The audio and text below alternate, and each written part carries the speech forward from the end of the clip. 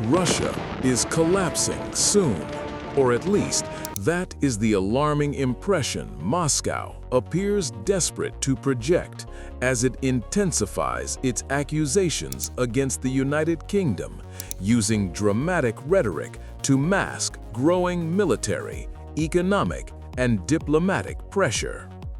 At the center of this strategy is the claim by Russia's ambassador to London, Andrei Kelin, that Britain is no longer merely supporting Ukraine, but has crossed a dangerous line into direct participation in the war. By alleging that the UK provides not only weapons and funding, but also intelligence, training, and operational guidance, Kelin argues that London has become a de facto combatant rather than a distant ally. These statements reflect a broader Kremlin narrative designed to shift blame for Russia's battlefield setbacks onto NATO countries, portraying Western support as foreign aggression rather than assistance to a sovereign state under invasion. Moscow's framing suggests that Britain's role through training programs, intelligence sharing, and logistical coordination justifies treating it as an enemy party, even though London continues to deny any frontline deployment. Analysts note that such accusations often intensify when Russia faces mounting internal strains, including military losses, economic sanctions, and public fatigue over the prolonged conflict.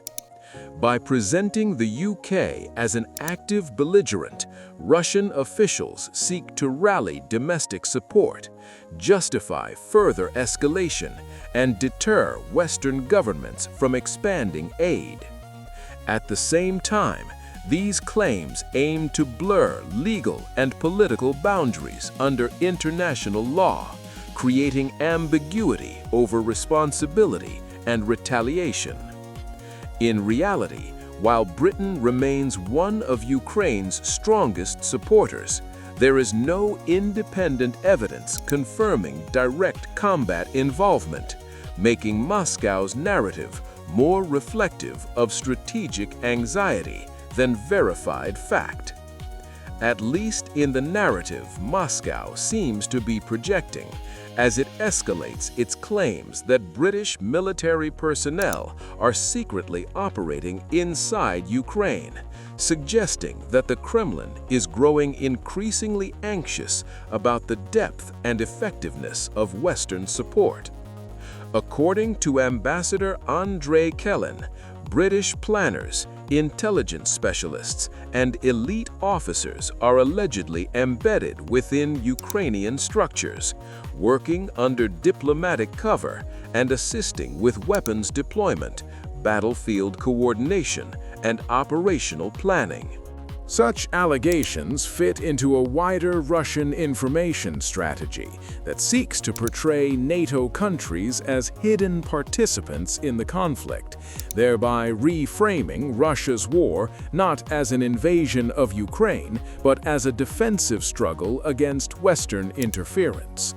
By emphasizing claims of undercover British involvement, Moscow attempts to undermine the legitimacy of Western aid and create uncertainty about the true scope of NATO's role.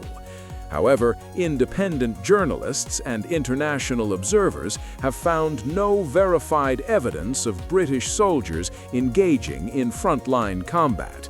The UK government maintains that its personnel are limited to training roles, intelligence cooperation, and logistical support, conducted primarily outside Ukraine or in non-combat settings. Analysts argue that Russia's focus on alleged covert operations reflects frustration over Ukraine's continued resistance and growing military competence, much of which is linked to Western training and technology. As Russia struggles to achieve decisive victories, blaming secret foreign operatives becomes a convenient explanation for setbacks. These claims also serve a psychological purpose, warning domestic audiences that Russia faces a powerful, unseen enemy, while signaling to Western governments that further involvement could provoke retaliation. In this way, the narrative of hidden British officers functions less as proven fact and more as a strategic pressure and political messaging. Or at least that is the dramatic impression Moscow conveys as it seizes on isolated incidents to reinforce its narrative of Western aggression, most notably the death of a British serviceman in Ukraine, which Russian officials now present as definitive proof of the UK's direct involvement in the conflict. Ambassador Andrei Kalin and other Kremlin-linked voices have repeatedly cited the December incident, in which a British soldier was killed while observing a Ukrainian weapons test, arguing that such a death could not have occurred without an active military presence on the ground. From Moscow's perspective, this tragedy demonstrates that British forces are operating inside Ukraine in roles that go beyond neutral training or technical assistance. Russian media outlets amplified the incident, framing it as evidence that NATO personnel are participating in combat-related activities and risking their lives in what Russia considers a proxy war. However, the UK Ministry of Defence stated that the serviceman died in an accident during a non-combat mission related to equipment evaluation and training, emphasizing that he was not engaged in fighting Russian forces. Independent reporting has supported this account, noting that Western militaries often deploy small numbers of specialists to observe, advise, and assess donated systems without entering active combat zones. Despite this, Russia continues to highlight the case as symbolic, using it to blur the distinction between support and direct warfare. Analysts argue that Moscow's fixation on this single incident reflects its broader struggle to counter Ukraine's growing technical capabilities, many of which stem from Western assistance. By transforming an accidental death into political evidence, the Kremlin strengthens its domestic narrative that Russia is under attack by powerful foreign enemies, helping justify prolonged mobilization, censorship, and military spending. Ultimately, the incident serves less as proof of British combat operations and more as a strategic tool in Russia's information war.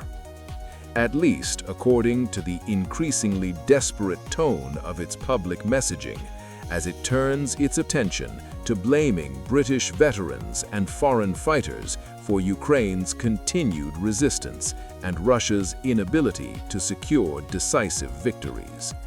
Ambassador Andrei Kalin has claimed that former British soldiers are fighting in Ukraine as mercenaries, arguing that while they may not be officially deployed by the UK government, they are encouraged by a political climate and media environment that strongly promotes support for Kyiv. By advancing this narrative, Moscow seeks to suggest that London is indirectly fueling the conflict through unofficial channels, allowing it to deny formal responsibility while still contributing manpower and expertise.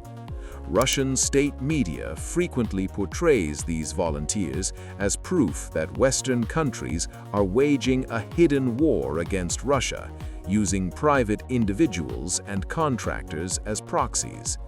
In reality, international volunteers have joined Ukraine's defense from dozens of countries since 2022, operating independently or through Ukraine's International Legion, often motivated by ideological, humanitarian, or personal reasons rather than government orders.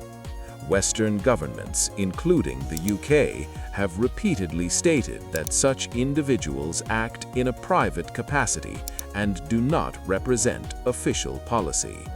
Nevertheless, Russia continues to emphasize their presence to blur legal and political boundaries,